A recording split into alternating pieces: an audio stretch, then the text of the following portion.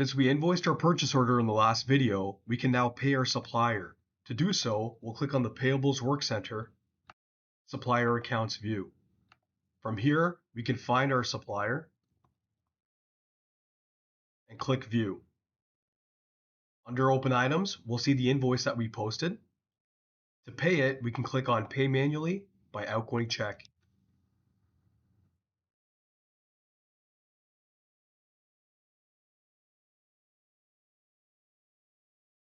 If you want to enter a check number, you can enter it here. Otherwise, the system can auto-populate that check number for you based on the check lot that's configured in the banking.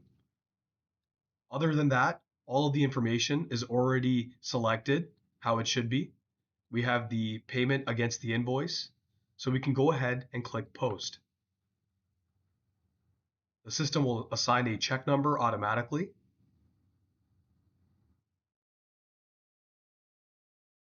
And we have posted check 101291 in SAP Business ByDesign.